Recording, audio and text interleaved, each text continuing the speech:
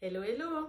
Alors aujourd'hui, je voudrais vous parler des croyances limitantes qui tournent autour de notre vie de couple, de notre vie sentimentale, de notre vie amoureuse. Et il y en a beaucoup.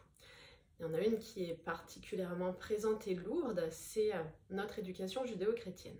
En effet, qui a dit que nous devions nous marier et rester fidèles à la même personne toute notre vie?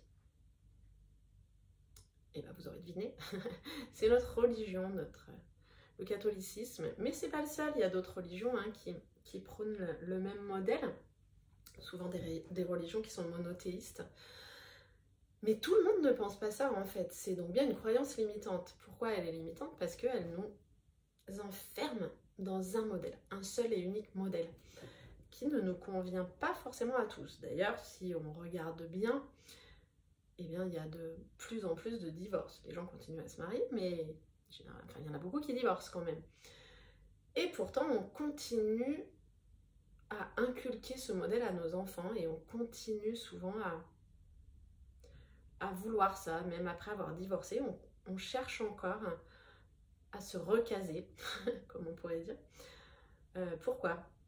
Alors déjà, il faut dire ce qui est, être célibataire, je dirais à plus de 30 ans, dans notre société, c'est quand même plutôt perçu comme un échec. Ah bon?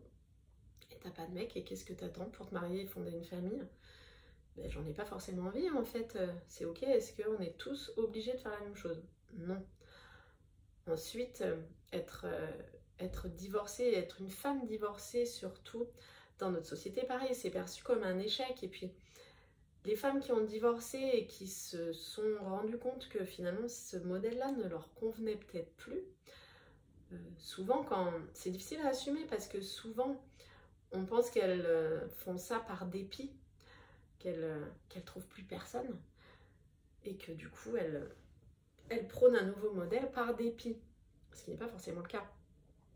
Il y a plein de femmes qui après avoir divorcé, et d'hommes aussi certainement, qui suivent un nouveau modèle. On parle parfois aussi en ce moment beaucoup de polyamour, mais c'est pas forcément le sujet. On peut très bien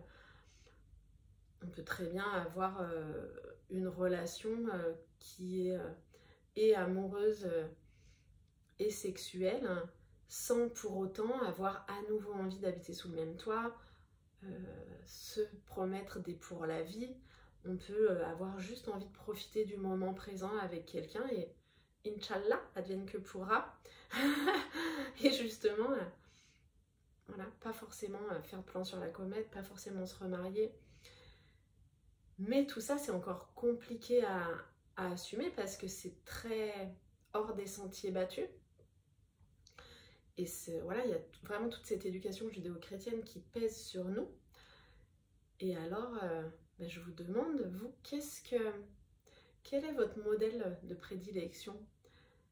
Parce que c'est difficile de sortir d'un modèle, déjà. Et puis quand on en est sorti, pour en sortir, il faut arriver à se libérer de toutes les croyances limitantes qui y sont associées, déjà. Donc ça prend du temps, c'est pas facile.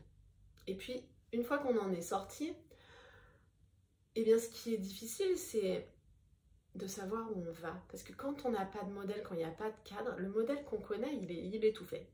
Hop, il y a juste à suivre la route, là. Il est tout fait. Mais quand on n'a plus de modèle, le chemin, il est à construire. Ça peut... Tout devient possible, en fait. On ouvre le champ des possibilités, mais c'est pas toujours facile de savoir où on veut aller dans ces conditions. Parce que justement, on n'a pas vraiment de but précis. Tout est à construire. Alors, je vous invite à réfléchir en fait. Je vous invite à vous projeter. Je vous invite à imaginer votre propre modèle. Qu'est-ce que, s'il n'y avait aucune limite, pas de peur du regard des autres, pas de peur du jugement des autres, pas de peur du jugement divin, pas de ce modèle judéo-chrétien, pas non plus de jugement si on choisit d'avoir une vie moins rangée, plus olé olé, avec plusieurs amants, voilà. Quel serait, vous, votre modèle, si on pouvait s'affranchir de toutes nos croyances limitantes, de toutes nos peurs, en fait, de tous nos freins, de toute cette peur du jugement et du regard des autres. Quel serait votre modèle? Voilà, je vous invite aujourd'hui, vraiment, à réfléchir à ça et à vous poser cette question. Et c'est pas facile parce que ça demande vraiment une vraie introspection. Qu'est-ce qui est aligné avec vous, vos valeurs? Pas celles de la société, pas celles de l'éducation judéo-chrétienne, pas non plus celles de vos parents, pas qu'est-ce qui ferait plaisir à mes parents, comment mes parents ils ont envie que je sois pour être heureux pour moi. Non, qu'est-ce qui vous rendrait heureux, vous? Qu'est-ce qui vous rendrait heureuse, vous, vraiment au plus profond de votre cœur?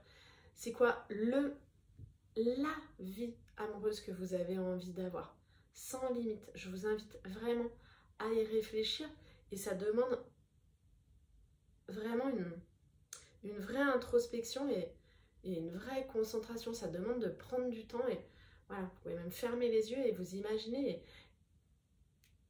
et en fait réfléchir à quel modèle fait que waouh, là je me sens bien. Ouais, c'est là que j'ai envie d'aller. C'est ça, moi, que j'ai envie. C'est ça qui me plaît. C'est ça que je veux dans ma vie. Ouais, quand je pense à ça, je me sens, je respire, je me sens joyeuse. Ça me fait des papillons dans le ventre. Je peux respirer en toute liberté. Je me sens libre. Je vous invite à faire cet exercice et à prendre des notes. Et on pourra en parler en séance ensuite ensemble. Et vraiment prenez le temps, et prenez le temps sur plusieurs jours même. Ça demande vraiment du temps parce que c'est pas facile de